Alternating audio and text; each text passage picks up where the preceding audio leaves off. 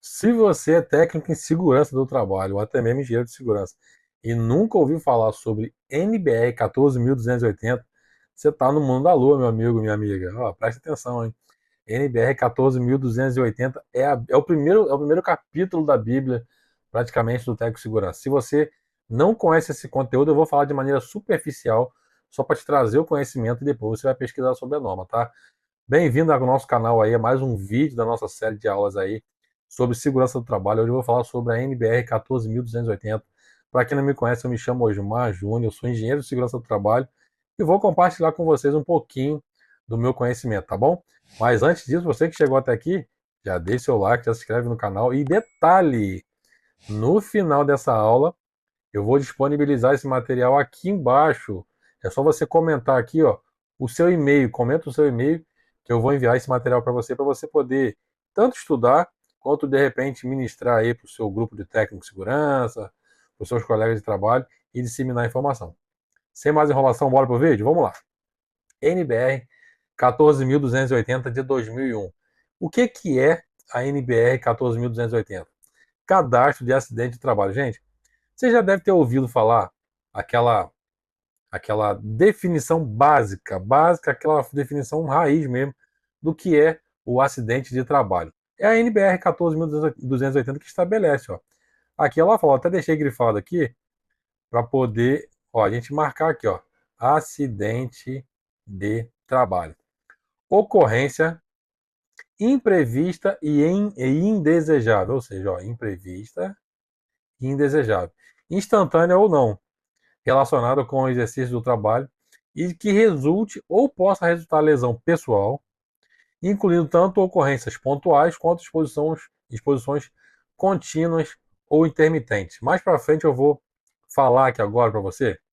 É o seguinte: quando a gente fala de acidente de trabalho, existe uma série de informações que estão na frente do acidente, informações que estão atrás e informações que estão dentro, durante o processo. Que informações são essas? Dados, números, estatísticas, informações, todo compilado de informação que a gente precisa fazer em relação à gestão e segurança do trabalho quando se trata de acidente, a gente vai ver na NBR 14.280, tá? Auditorias, dados estatísticos de acidente, taxa de frequência, taxa de gravidade, dias de afastamento, dias sem afastamento, acidente com ou sem afastamento, abertura de CAT, prazo, tudo mais, tudo isso a gente vê diretamente na NBR 14.280, tá? Então, fica ligado aí. Tá gostando do conteúdo? Já deixa o like aí. Se puder também deixar um gostei demais, ajuda demais nosso canal a crescer. Bora pro vídeo? Vamos lá. Treinamento em segurança do trabalho, cadastro de acidente de trabalho. Vamos lá. Introdução à importância da NBR 14.280. Ó. A importância da NBR 14.280. Vamos lá. Critérios essenciais. Vai cair um pouquinho dentro do que eu acabei de falar com vocês aqui. Ó. A norma brasileira 14.280, ou seja, NBR, Norma Brasileira Técnica, né, NBR, estabelece critérios, ó, critérios fundamentais para, que eu acabei de falar, ó, registro, comunicação, estatística, investigação e análise de acidente de trabalho. Ó. Então, tudo que eu acabei de falar, essa norma aqui ela é o manual que a gente precisa para poder executar o nosso trabalho dentro da gestão de segurança do trabalho. O objetivo principal, prevenir futuros acidentes, né, através de compreensão aprofundada de suas causas e consequências, promovendo ambiente de trabalho mais seguros, ou seja, você tem dados, você tem estatísticas e você consegue atuar de forma antecipada, que é o grande pilar da segurança, você atuar de forma antecipada. Beleza? Aplicação universal. Aplica-se a todas as atividades laborativas, garantindo um padrão unificado e eficaz na segurança ocupacional, ou seja, é um padrão, gente, que é universal. Tá? A NBR ela é uma norma técnica, mas se você for, por exemplo, na Europa, vai ter a norma deles lá, que também vai ter o mesmo foco, o mesmo objetivo que a prevenção de acidentes. Se você for na China, se você for nos Estados Unidos, em qualquer lugar, eles vão trabalhar de forma preventiva, cada um com a sua norma específica, beleza? Ó, definições fundamentais. Compreendendo os termos. A norma ela cita alguns termos, ela fala alguns termos, então é bom a gente entender, porque conforme eu falei no início do vídeo, eu vou dar uma pincelada do que é a NBR 14280, mas o ideal é que vocês baixem essa NBR, dá um Google lá embaixo, e estude realmente a NBR para que vocês entendam e compreendam o que diz lá. Acidente de trabalho, né, conforme eu já falei. Ocorrência imprevista. Ó, ocorrência imprevista e indesejável relacionada ao trabalho que provoca lesão pessoal ou risco iminente, ou seja, aquele risco ele está ali, ó, está na cara que vai acontecer o acidente. Inclui também acidente de trajeto entre residência e o local de trabalho. Tá? Acidente de trajeto, a NBR 14.280 também fala, também trata. O que acontece no acidente de trajeto? O acidente de trajeto ele é contabilizado, porém a empresa acaba não tendo gestão sobre esse acidente. Então, o que a gente recomenda que faça? Faça campanhas, conscientização para que o trabalhador, quando ele for trabalhar e quando ele voltar do trabalho, ele tenha consciência que aquilo ali é uma extensão do trabalho dele e que ele não se machuque nesse percurso aí. Tá bom? Acidente sem lesão. Ocorrência que não resulta em lesão pessoal, mas que ainda requer registro ou análise detalhada para fins de prevenção. Agente do acidente. Elemento, coisa, substância ou ambiente que em alguma condição ou alguma condição insegura que provoca diretamente o acidente. Fonte da lesão. Ó, o elemento que causa diretamente a lesão, como uma máquina em movimento, substância química ou ferramenta inadequada. Causas de acidentes, fatores pessoais e impessoais. Gente, nós sabemos que existe uma série de fatores, uma série de coisas que causam um acidente. Um erro gravíssimo, quando nós vamos fazer ali uma análise e investigação de acidente, é quando a gente finaliza a investigação do acidente dizendo que foi falha humana. Gente, isso não, para segurança, para gestão, isso não existe, tá? Falha humana como causa raiz não existe, tá? Então, existem causas de acidente, mas que são falha humana. Fator pessoal de insegurança, comportamento humano que leva ao acidente, eu vou explicar o que eu falei agora, incluindo fadiga, falta de conhecimento técnico, desajustamento emocional ou negligência. Quando a gente fala na investigação de acidente que foi uma falha humana, eu, por exemplo, posso fazer assim, investigação de acidente. O cara colocou a mão em tal lugar porque tinha um cadeado de bloqueio. Aí o cara foi lá, abriu o cadeado e botou a mão.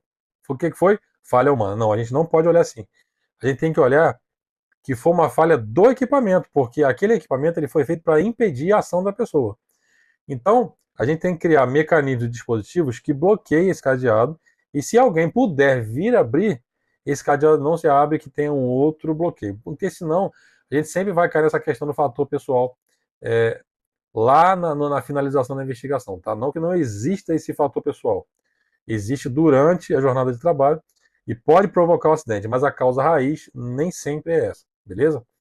Ato inseguro, ato inseguro, ação ou omissão que viola a norma de segurança, estabelecidas como não usar EPI, operar equipamento em movimento sem autorização, entre outras atitudes inseguras.